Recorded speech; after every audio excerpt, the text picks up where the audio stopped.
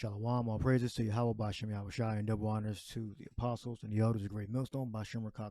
My name is Yakalba from Playing Tables Camp in Philly. Now, you've probably seen this video a little while back, like a week or two ago. So it's not the first time. Why do crows attack the Israeli flag? Watch the video. Now, I believe when you see a lot of ravens and crows, I believe that symbolizes death. And that's what I looked up. That's what they say it means. All right. So we're going to let the video play.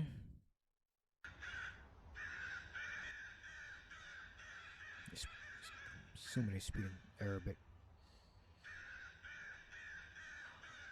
They're tearing apart the star Remphan.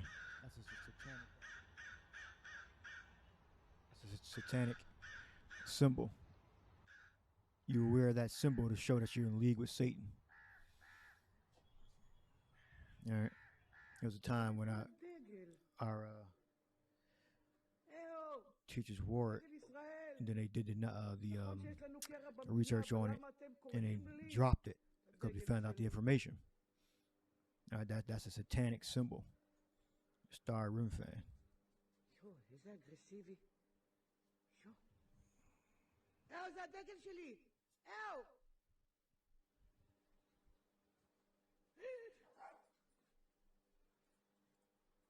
I don't know if they know that. If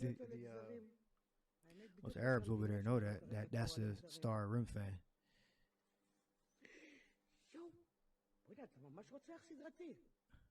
Yeah, I think they speak Arabic, I think.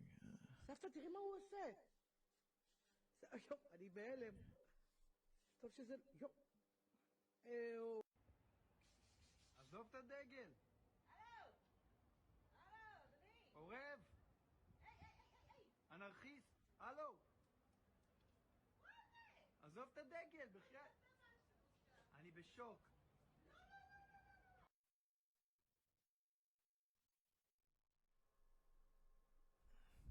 So there you go. That's star Remphan. Click. I copied Remphan Greek. All right, say it's referring to, I believe, Saturn or Satan or Jupiter, Zeus. All right. This symbol is ancient. I believe even in the kingdom of Wallachia, they wore this symbol. Those were our people.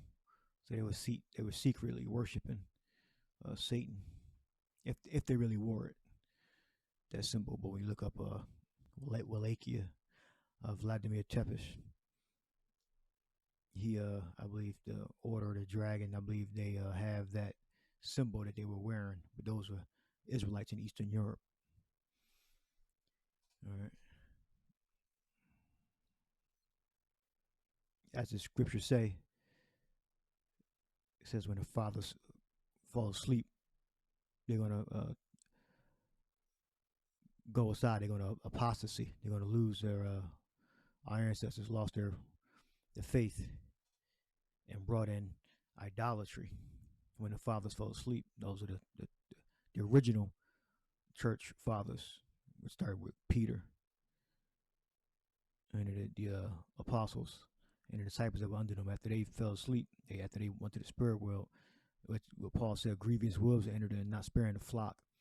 I mean, people were going to bring in doctrines. All right, and they brought in these satanic religions, these elements. All right. And we do the research on Remphan. It brings you back to, I believe Stephen went into it. Which Stephen was a Jew. He was a Judah. All right. From one of the three tribes, Judah, Benjamin, Levi. All right. Who his ancestors, his family line were Hellenized. All right. Meaning that they started worshiping the Greek customs and speaking the Greek language because of Antiochus Epiphanes. All right. I should have it highlighted. He starts going into the wilderness and Israel going off. Made their calf. Aaron made the calf for Israel. All right. It says, ye took up the tabernacle of Molech and the star of your god Remphan, figures which ye made to worship them, and I will carry you away beyond Babylon. All right. So our ancestors used to worship Satan. All right. A lot of these gods are really the same god, like Saturn, Remphan, Molech. It's just a representation of Satan. All right. Because Satan has many names. All right. It says, our fathers had a tabernacle of witness in the wilderness, as he had appointed, speaking unto Moses. So this proves right here that Stephen was an Israelite, but he was a Hellenized Israelite. All right. He was 100% kingdom of Judah. All right. He was not an actual Greek. All right. His name is Greek because his ancestors, his family line was Hellenized under Antiochus Epiphanes. All right. So you look up, well, it says crowned, one of the 7 deacons in Jerusalem and the first Christian martyr. All right, Stephanos. All right. That's not Hebrew. That's Greek. All right. He was an Hellenized Israelite. All right, that's clearly evident. And we're going to look up Remphan, God of your God, Remphan. Remphan.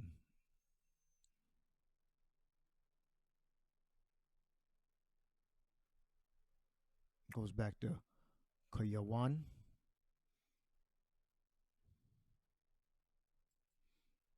Says it's associated with Saturn. Saturn is another way of saying Satan. All right. When you look up Koyon, Koyawan,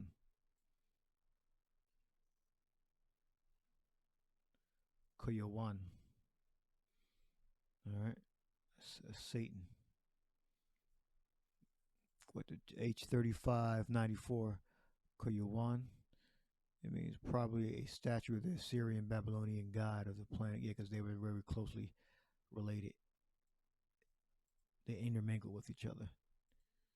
The Shemitic and Hamite, two distinct peoples, but they were very close to each other. Like you had the Syro-Phoenicians, all right, those are Israelites, and they were brought up in those 2 regions, all right, that came together, and they were being called Syro-Phoenician, which is Aram, Syria, Phoenicia, Canaanite, which is really like the same area. All right. Probably a statue of the Syrian Babylonian god of the planet Saturn, and used to symbolize the Israelite apostasy. All right. Let's look up and say associated with the planet Saturn, which that's represents Satan. A Phoenicio Semitic god. See how they merging these things together? Phoenician is Canaanite. Shemitic means coming from the line of Shem. All right, 2 distinct fathers. Canaan, which would be Ham, and Shem, which could be talking about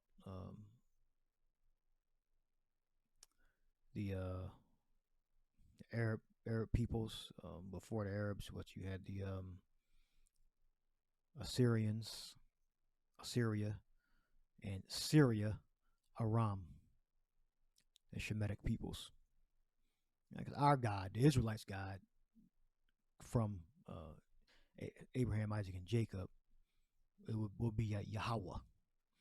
Right? These other gods were like the proto-Saturn, proto-Jupiter, and all. They would be gods of the other nations. All right, Amos 5:26. But ye have borne the tabernacle of your Molech and Koyawan, your images, the star of your God, which you made to yourselves. All right. So that star, or those 2 triangles put together in that fashion, represent the star of Remphan, or the star of Kuyawan. All right, that's not a symbol of peace. It's a symbol that you're a worshiper of the star, worshiper of Kuyawan. All right, you look him up. Remphan. You put star of Remphan.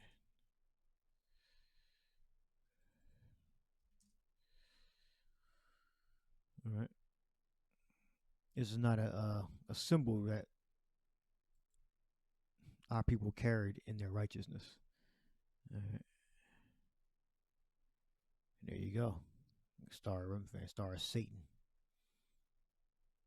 All right. It's not a symbol that we carried in a righteous kingdom. Now in the east, in Wallachia, those were Israelites. In Transylvania, Wallachia, Moldovia, if I'm saying that right. I might be saying that wrong. Those areas over there, Eastern Europe, those are Israelites in that kingdom. And I believe this is the secret society that the leadership was in, carried this symbol. They were worshiping Satan. All right, just because they're our people don't mean they were righteous. In different parts of the world, in Europe. All right, because our people are wicked as hell too. There's Baphomet head, different variations of Satan. All right, so you put that up as a sign to let you know who working with them. It was late in the day. You should have done the research and figured out, well, okay, you ain't supposed to be wearing that sign if you were wearing it before. There was a time when we wore it. I never personally wore it, I don't believe, or I might have took it off like year 2 or something like that, or year 3. I stopped. I didn't feel comfortable wearing it.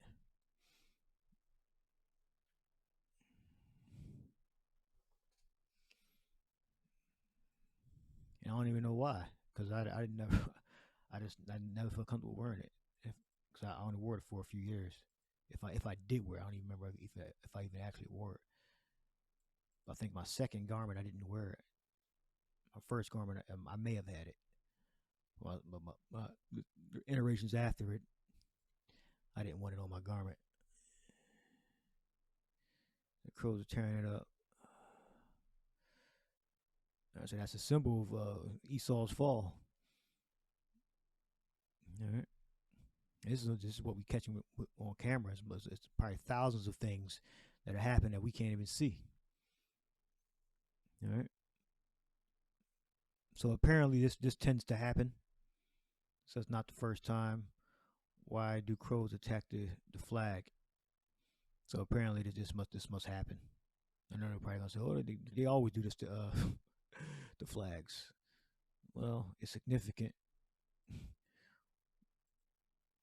when they do it to that flag, because that flag is the symbol of Satan. All right, it has the symbol of Saturn. All right, according to this research. All right, so that's what I have on that. Well, hold on. Nahum 3 and 4, because of the multitude of the whoredoms of the well-favored harlot, the mistress of witchcrafts, that selleth nations through her whoredoms and families through her witchcrafts. And that's how Esau, amongst their various families around the world, you got them spread over there in the so-called Middle East. You got them spread in the Far East. You got them spread over here in the West, in the Far West, meaning Britain, Europe, and then over here in America. They're just the same families, just divided up into different countries, and they practice their witchcraft, and they get power through Satan, through Saturn. All right. We look up witchcrafts, practice witchcraft, sorcery, use witchcraft, meaning they have to have blood sacrifices. And Leviticus 20 and 13. They got to do that, and they'll get power with Saturn or Satan. All right. Now Stephen. I said Stephen was a Jew. Bible. Stephen, a Greek-speaking Hellenistic Jew. See, they know that they know this. But you have idiots out there that believe that if they got a Greek name, that means they're a so-called Caucasian person, paleface. No. Greek names pertaining to the ministry, they're 100% Israelites. All right, Trophimus, Epaphroditus, if I'm saying that right. All right, Stephen, Luke, Mark, Greek names, right? Those were Hellenistic Judah. All right. He used a possessive word. Our fathers were there in the wilderness. All right. And then look at this. It's because they convolute it, right? It says, what nationality was Stephen in the Bible? Greek. Yeah, Greek by nation. All right. But his actual lineage, meaning he spoke Greek. He practiced the Greek customs. Or at least his family did. Because he may have not even ever done that. Because you had certain Israelites that were brought up as Greeks, but they didn't really follow the Greek religion all the way. All right. Now, either way, Greek, meaning he spoke Greek, his family line was Hellenized, but he was really an Israelite. All right, by his lineage, I mean his father, his father's father's father. All right, they call you Greek because the way you speak and your customs of your ancestors. All right. So when you stop those customs, not the language necessarily, but the customs, you go back to your nationality. You go back to your what your lineage is, which is your actual origin, not your assumed nationality because of your culture. All right. So when he put those old things off of him and acknowledged that he was a Israelite, he converted. All right. The name Stephen is Greek. In chapter 6 of Acts, the apostle tells us that he was a Hellenistic, a foreign-born Jew who spoke Greek, who lived in Jerusalem and had become a Christian. All right. So, only people that can become Christians are foreign-born Judah. All right, that was scattered in the old world back there. All right, or a foreign-born Israelite, because Judah donates 3 tribes, or it really donates everybody that was there. But if you want to get very specific, it donates with the word Judah, it's talking about 3 tribes. But when you say Judah, you're talking about the whole nation. All right. The name Stephen is Greek. Chapter 6 of Acts Apostles tells us that he was a Hellenistic foreign-born Judah who spoke Greek. He lived in Jerusalem and had to become a Christian. All right. What religion was Stephen? He was one of the first Christians. He was the first Christian martyr. Stephen is believed to have been a Greek Jew who converted to Christianity. Well, he didn't convert to Christianity. He put off the sins of his fathers, his own sins, and started following his true religion, which is to believe in the Lord that was prophesied to be manifested to save the Israelites from our transgressions, from our sins. That's why Yahushua, the Lord, who the world ignorantly calls Jesus Christ, he was manifested to take away the sins of the Israelites. All right. And Stephen believed that. All right. So all this ignorance about the Greeks and the Jews. There's no difference between a Greek and a Jew. There's no difference between a Greek and a Jew because those Greeks were Hellenized Judah. All right. So you add this to your arsenal. All right. Use Stephen as an example. He was a Hellenistic Judah. Antiochus Epiphanes. All right. Under threat of death and torture and death, you had to forsake the laws of our fathers and convert to the Greek religion. No eat pork, worship no Zeus. All right. In order not to be put to death. All right. So these people that are saying that anybody can be saved, no, only the Hellenistic Judah, which they're not going to always say Hellenistic, or well, it doesn't say Hellenistic outright in English, but it's not going to say a Greek-speaking Hellenistic Judah. It's going to just say Greek for short, because it's already assumed that the reader, which is an Israelite, already understands that because he's a Hellenistic Judah. So as soon as he sees Greek, the Israelite is going to know it's talking about him, or the Greek-speaking Israelite is going to automatically know. The Edomites ain't supposed to be reading the Bible. The other nations are not supposed to be reading the scriptures. The scriptures were for the Israelites in the Hellenized Judah. All right, so they read the book and the things talk about them. It ain't talking about you damn Edomites, man. It's not your book. I can't pick up a damn book from Moab and then think it's talking about me. All right. Or look up the memoirs of Christopher Columbus and think it's talking about me. Christopher Columbus was a damn Edomite. All right. He wrote about demonic shit that he was doing amongst his own people. All right. When I read the scriptures, it's talking about me. All right. It's talking about my lineage. Talking about my brothers. So when I see Greek pertaining to salvation, I know it's talking about me. All right. The Bible is a book for the Israelites. All right. Them that are near and them that are far. Hold me, get that precept. I ended on there. Peace. This is them near. I created fruit of the lips. I think it's all right, right here. Isaiah 57:19. I create the fruit of the lips. Peace, peace to him that is far off, the Hellenized Judah. All right. The Israelites that were over here in the western part of the earth.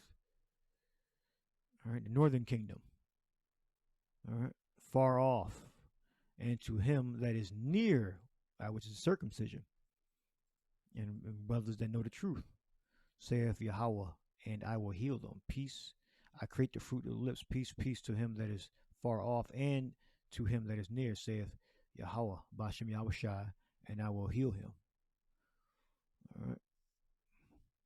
So, those are 2 points I'm going over. You know, that's simple. This is another reference point for the destruction of the wicked bloodlines, the Edomite bloodlines around the earth. And their destruction is nigh at hand. Just gradually. They're gradually going down. All right. And apparently this tends to happen with the star Remphan flag. And the Hellenized, the Greeks in the New Testament, all right, were Hellenized Judah. All right. This is a fact. 100%. All the Greeks that pertain to salvation, Hellenized Judah. All right. So I'm going to leave that there. Hope you edified. Shalom.